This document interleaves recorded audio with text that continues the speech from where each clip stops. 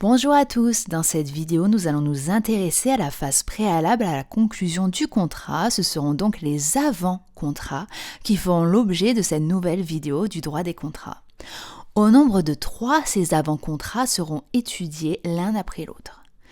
Lors des négociations entre les parties, il peut arriver que des accords préparatoires soient conclus et ce afin de fixer certains éléments du futur contrat à venir.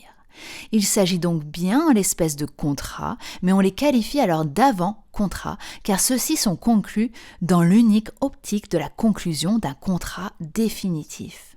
Ces avant-contrats n'ont pas pour but de remplacer ce futur contrat définitif, ils n'ont qu'une fonction temporaire.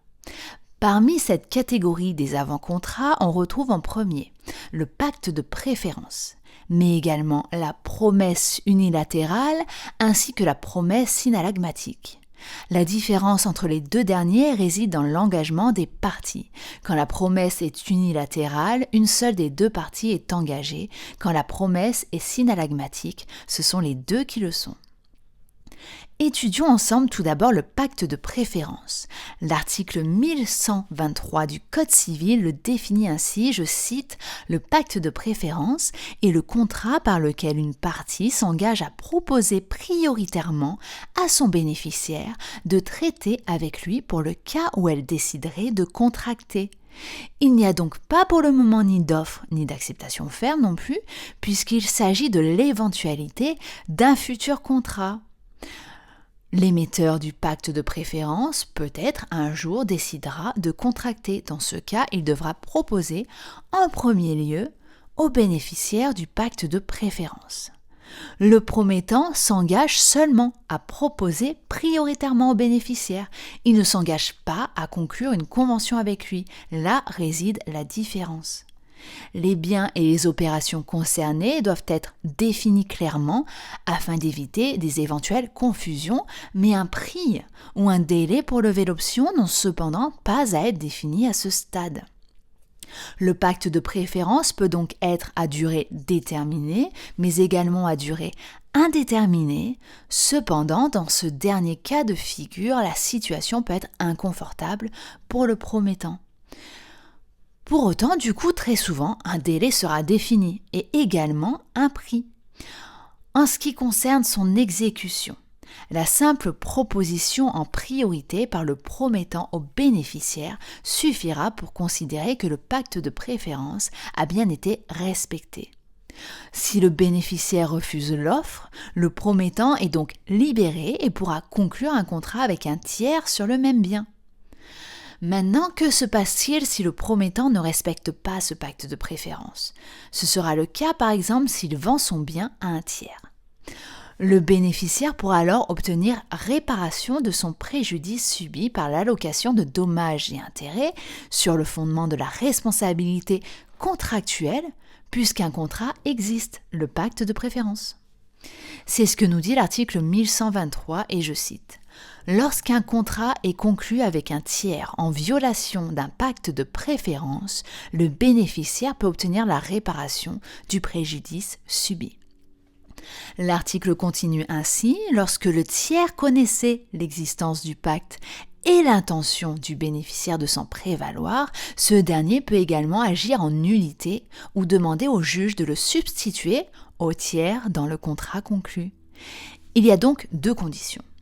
La première étant que le tiers ait eu connaissance de l'existence du pacte de préférence, mais également pour la seconde condition de l'intention du bénéficiaire du pacte de s'en prévaloir. Alors si ces deux conditions sont réunies, le bénéficiaire pourra obtenir la nullité du contrat, mais également il peut demander au juge de le substituer au tiers dans le contrat, c'est-à-dire de prendre la place du tiers dans le contrat qui le lie au promettant, et ce aux mêmes conditions du coup, puisqu'il remplace le tiers dans le contrat. Cependant, avant de conclure le contrat avec le promettant, le tiers a des moyens d'agir, afin de le protéger un peu.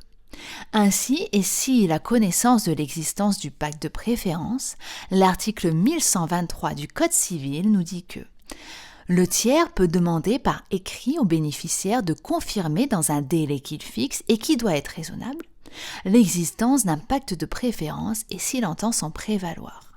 L'écrit mentionne qu'à défaut de réponse dans ce délai, le bénéficiaire du pacte ne pourra plus solliciter sa substitution au contrat conclu avec le tiers ou la nullité du contrat.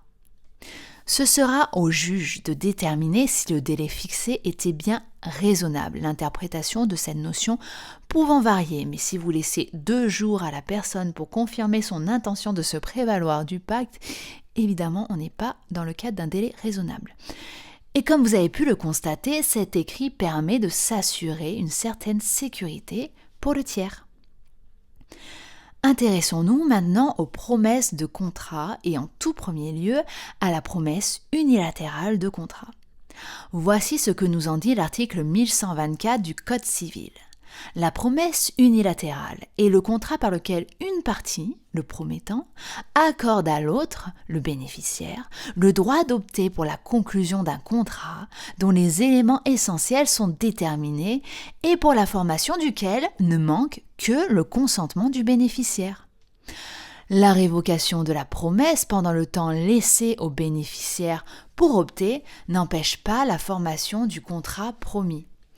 Le contrat conclu en violation de la promesse unilatérale avec un tiers qui en connaissait l'existence est nul.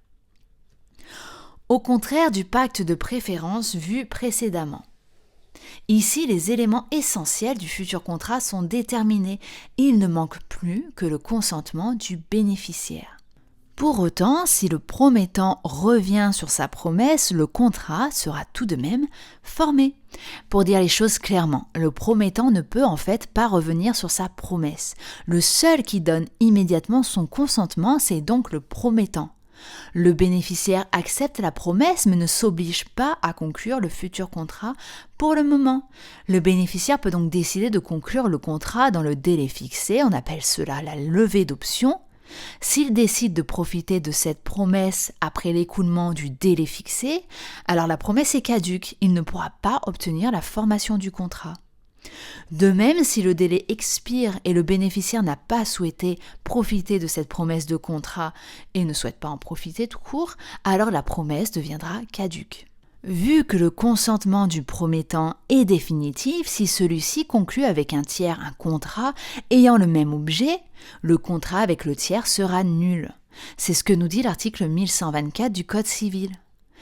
Enfin, quand il s'agit d'une promesse de vente, une obligation de payer une indemnité d'immobilisation par le bénéficiaire peut exister. L'existence de cette indemnité ne transforme pas la promesse en contrat synallagmatique, puisque les obligations de chaque partie ne sont pas du même niveau. Pour finir, intéressons-nous justement aux promesses synallagmatiques. Dans ce cas de figure, les parties s'engagent réciproquement, mais surtout symétriquement. Également, comme pour la promesse unilatérale, les éléments essentiels du futur contrat sont déjà définis dans la promesse. Ce ne sera pas un contrat définitif, car la forme attendue n'est pas respectée, ou alors les deux parties ne se sont pas encore mis d'accord sur un autre élément essentiel du futur contrat. Il s'agit donc d'une promesse uniquement. Pour désigner ce type d'avant-contrat, vous trouverez donc le terme de promesse synallagmatique, mais également le terme de compromis. Vous rencontrez donc des compromis de vente, par exemple, en ce qui concerne l'achat ou la vente de biens immobiliers, avec conditions suspensives d'obtention d'un prêt pour l'acquisition. Voilà, j'espère que cette vidéo vous aura éclairé. Je vous invite à la liker, à vous abonner pour plus de contenu sur le droit et la fac de droit en général. Je vous souhaite de bonnes révisions, une bonne journée et de bons partiels.